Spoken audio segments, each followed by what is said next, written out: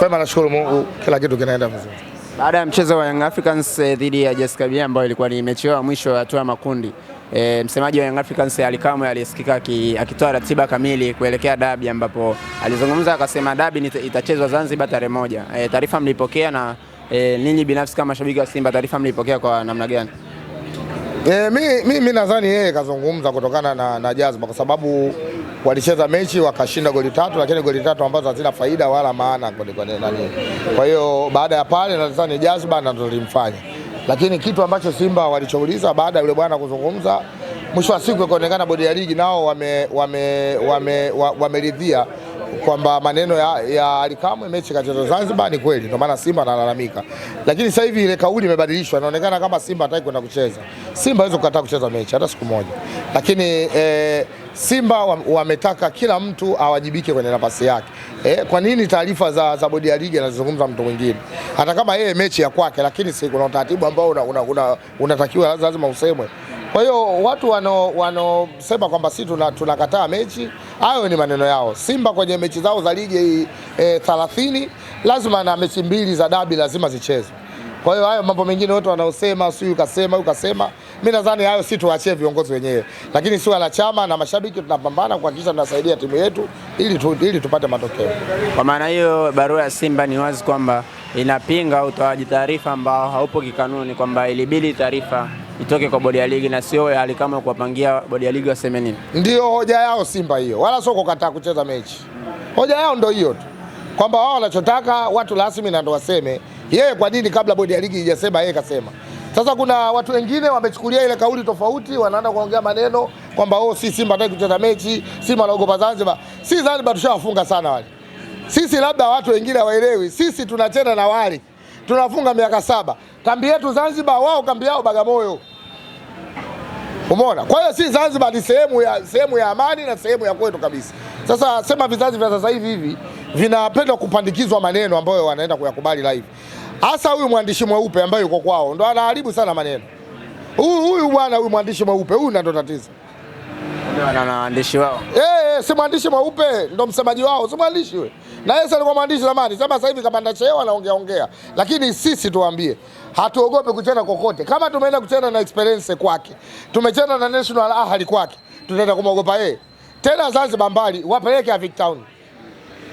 Na tunawafanyia jambo bila wasiwasi. Simba imepoteza michezo almost 6 ya karibuni ambapo mmekutana na Young Africans. Ila sasa hivi unasema kwamba tupo tayari kucheza popote. Nini hasa kinakupa confidence namna hiyo? Mechi walizotufunga karibia zote magumashi. Si timu yetu mzuri. Ndio maana nakuta wana Simba kafungwa mara 6 kitu tunaona. Yaani kama kijatokea kitu. Kwa sababu mechi tunajua zote tulizofunga ajifunga kwa sababu ya uwezo wao. Magumashi mara offside, huyu mchezaji kakata kwenye penalty box na ni refa kaacha. Yaani magumashi matupu. Kwa hiyo ndio maana unakuta Simba tuko hivi. Ila wao tukiwafunga mara hiyo ya kihalali, Yanga wote kimya. Hamna mtu anapiga kelele tena. Sababu anajua tunawatandika kihalali. Sasa hii magumashi si wala hatuna pressure. Ndio maana tunaambia sasa nataka mechi pigwe Avic. Avic si uwanja upo. Twende tukapige Avic. Kwa namna ambavyo ratiba ilipangwa kwamba dabi itapigwa tarehe 1. Na kikawaida ratiba ilijulikana kabisa tarehe 1 kutakuwa na tukio pale. Unadhani nani hasa alikosea katika upangaji wa tarehe ile, na nini hasa ilibidi kifanyike ili kuweza kuiondosha mechi katika siku ile? Mimi nadhani hata hao wanaopanga ratiba, kuna mara nyingi sana ratiba zinakinzana na matukio mengine. Sasa sijajua utaratibu wao ukoje, sababu nisiingie sehemu ambayo sijui. Lakini lazima unapopanga ratiba za mechi uangalie na zile timu kubwa au timu zingine zinapocheza mazingira yake yanakuaje. Sasa hilo siwezi kulizungumzia sana kwa sababu swala la dua na mfungo na swala la mechi nadhani vyote vimepangwa na wenyewe walikuwa wanajua. Sasa sijajua hapo yani kuna kitu gani kilichowafanya mpaka wao tarehe zimeenda kukutana. Mimi sijui. Siwezi kuongelea kitu ambacho sikifahamu. Pelekwa kwa mechi Zanzibar, ina manufaa gani kwa upande wenu kama Simba, ama ina madhara gani ukizingatia uwanja wa New Amaan Zanzibar mmekuwa hampati matokeo mazuri mara nyingi?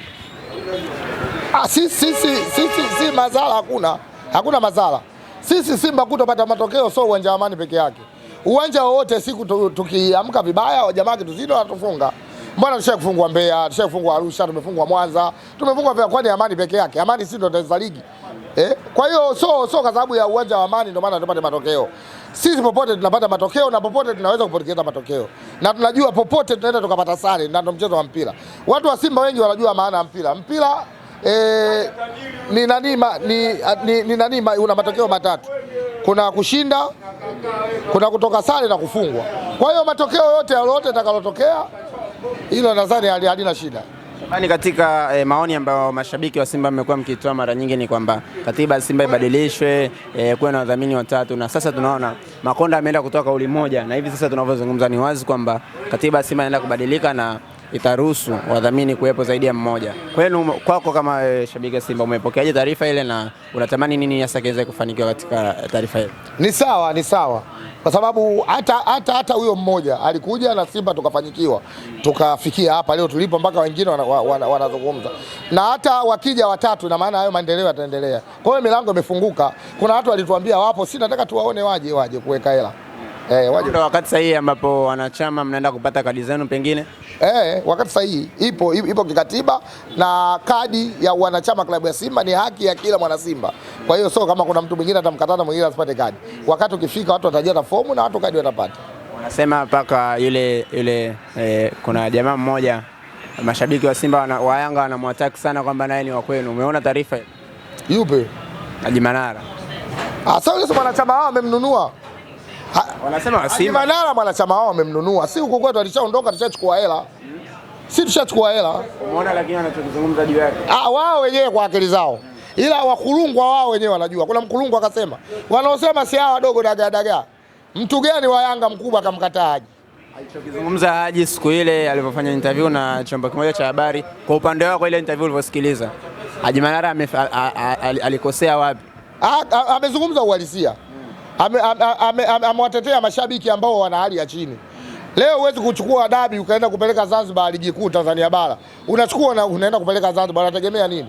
Kuna watu wanatoka Masimii huko Sumbawanga, wanakodi magari, wanapanda mabasi. Aje hapa tena gharama ya kutoka Simiyu apande boti aende. Kulala Zanzibar nako gharama. Wengine hawana hela. Hizi timu za walaloi. Hizi sio timu za mabosi. Wao viongozi wampeleka kule mechi wenyewe wanaenda na ndege, hela ya klabu. Wanalala hoteli mzuri, hela ya klabu. Kila kitu wanafanya hela ya klabu. Wafikiria hao wanakuwa na timu zao. Kwa hiyo Haji kazungumza vitu sahihi. Mimi kwangu kazungumza vitu sahihi. Changanya barua ya Simba ya kuuliza sababu ya mechi kupelekwa Zanzibar pamoja na alichozungumza Haji, ndio maana wanamwataki kwamba pengine bado ni mtu wenu.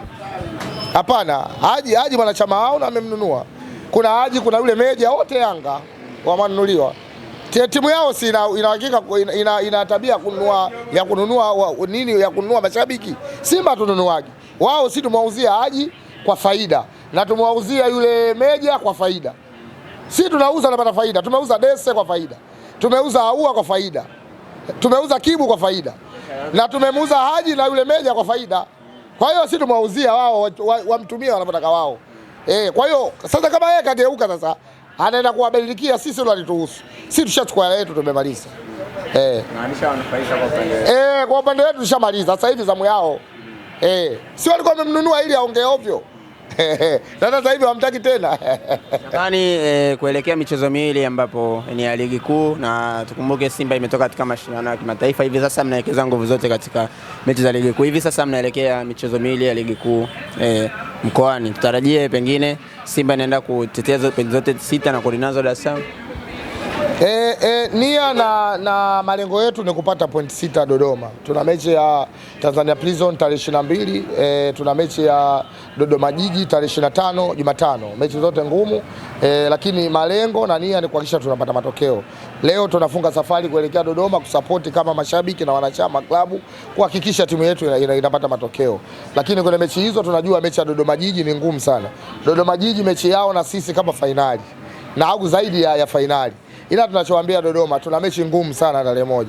Wasicheze kihuni wakaumiza wachezaji ovyo. Wacheze mpira watu wapate starehe. Watu wanaacha majukumu yao, wanakuja Dodoma kuja kuangalia mpira. So kama hawana kazi, wana majukumu yao. Wasicheze mpira wa kishamba.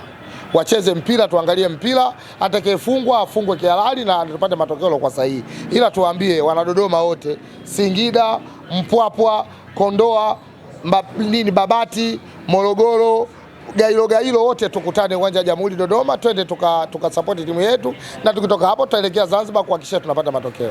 Nyingine hizo mechi mbili za ligi kuu mnazitumia kama maandalizi sahihi ya kuelekea mechi ya tarehe 1? Si maandalizi tushafanya, lakini tunaweka viungo vizuri. Hatufanyi maandalizi makubwa kwamba tunajiandaa timu kubwa, hamna. Mtu unajiandaa naye ni national high.